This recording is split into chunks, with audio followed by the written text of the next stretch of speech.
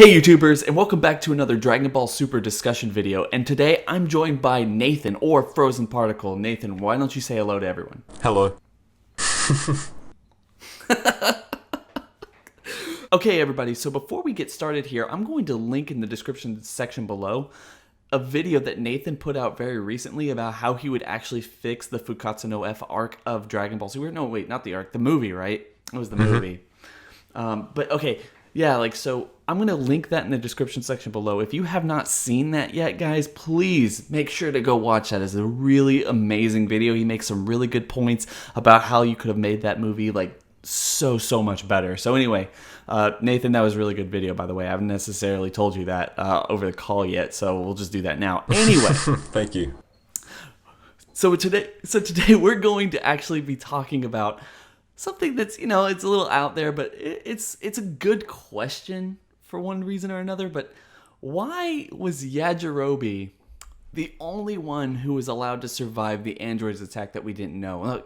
Now, I know how it makes sense, humorously, because, obviously it doesn't matter whether this guy lives or dies. He was never going to be able to help kill the android, so it's possible. Plus, his personality is one that he wouldn't have been there to help anyone if there were no sensu beans left in the future and everything. But it just really does beg the question. I mean, why even put that in there to begin with? Nathan, do you have any thoughts on this, or what are your thoughts?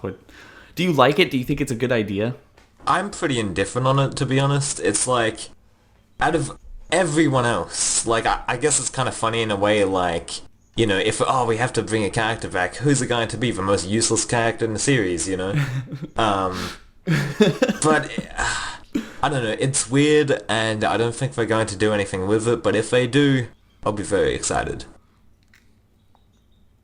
Yeah, I mean, I'm not necessarily sure they're going to do anything with it. Honestly, I have my theories, and if you want to hear what I think they're going to do with it, just to kind of be funny and kind of set up something that they're already kind of setting up or been planting the seeds for, I did a video with World King Kanji. I'll also put it in the description section below, and y'all can go watch that. It's a really long video, but we talk about basically Zeno and him wanting a playmate and who that playmate might be. Now, that kind of gives it away, but we also have a lot of other thoughts on that and, really cool ideas on that video, so go check that out.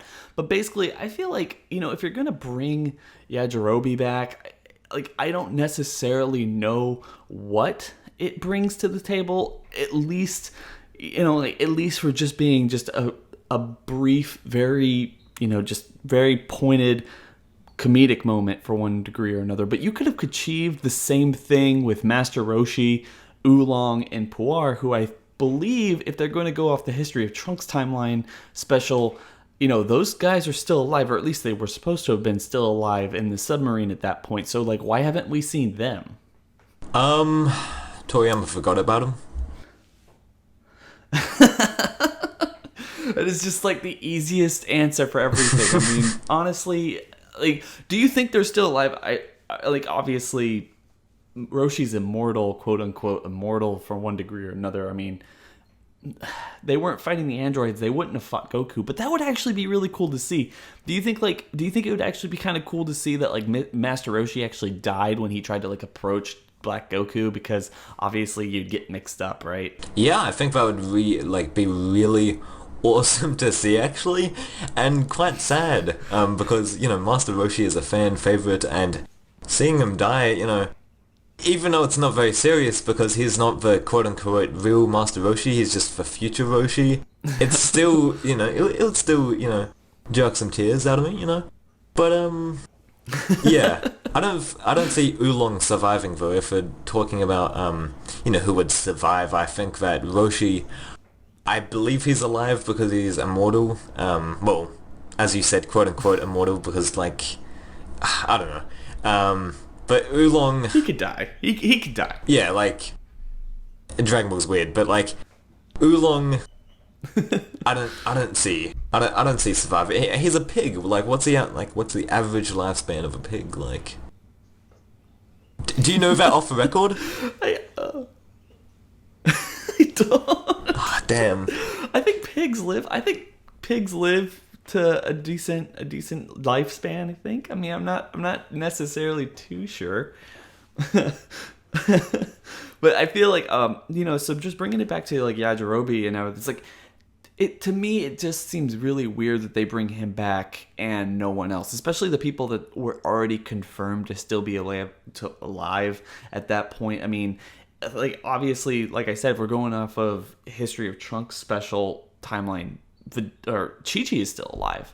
I mean, that would have been interesting to see her come back and actually kind of show her face to Goku at this point or something. I mean, it would be really cool to have some kind of a flashback in the next couple episodes where we see people who were still alive in the History of Trunks special timeline die because they kind of got too caught up with the fact that Black Goku looks too much like Goku, Yeah, I mean, I think that would like work and sort of be dramatic, like the one or like maybe two times, like when Future Trunks mistaked Goku for Black Goku, when he went back into the present. That was really like cool. But seeing that over and over and over again, but just like Black Goku killing him afterwards, it would lose its effect afterwards. But like, I'd like to see that. I think that would be really neat if ChiChi is still alive. Hanging at Mount Paozu, I'd like to see her die at, Black Goku's hand. That would really be emotional, actually.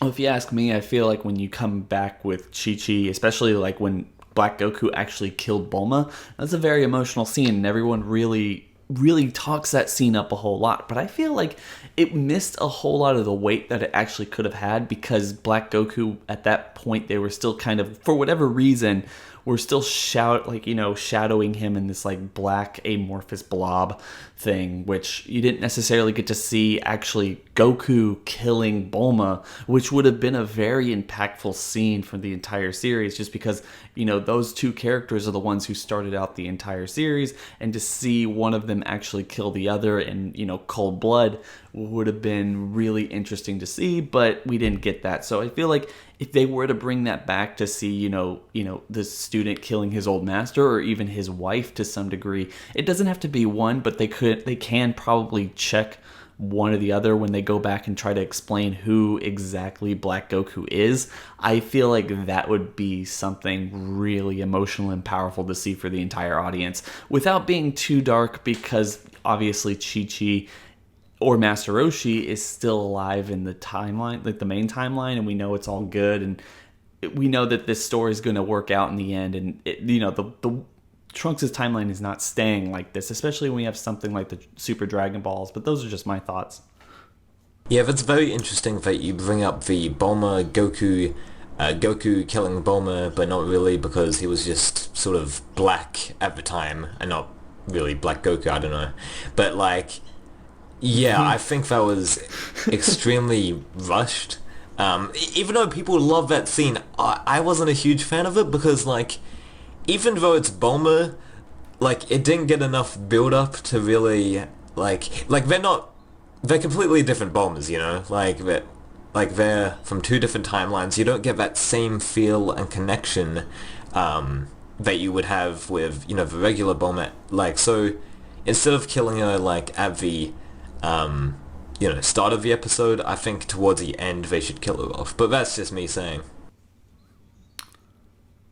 Uh-huh. No, I completely understand where you're coming from with that. But anyway, this has been about, a 9.5 minute video. I feel like we should really wrap it up.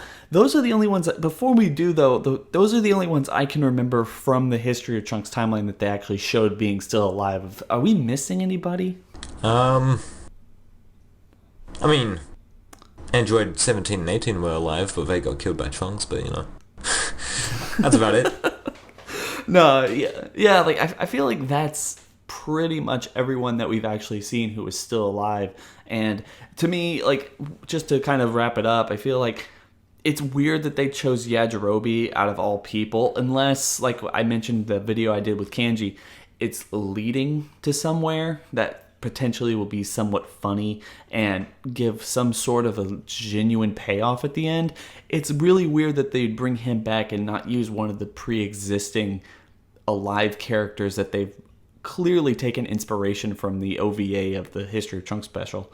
So, yeah, Nathan, do you have anything else to say? What was Karin thinking when he And he brought back Yajirobe with the sensu bean, like, what the fuck? We were talking about this off air and I completely agree with you, like, God. But that's it. I agree. It's like, out of everyone to bring back. Maybe it was just so dire and everyone was just super dead at the time, but you could have saved that for Piccolo, but that's just because Piccolo didn't get a hole through him. Like, yeah, Yajirobe got a hole through him.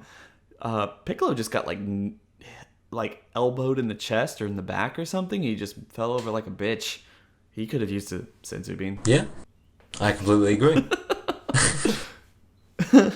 Anyway, guys, this is going on for a bit. Make sure to go check out Nathan's video in the description section below.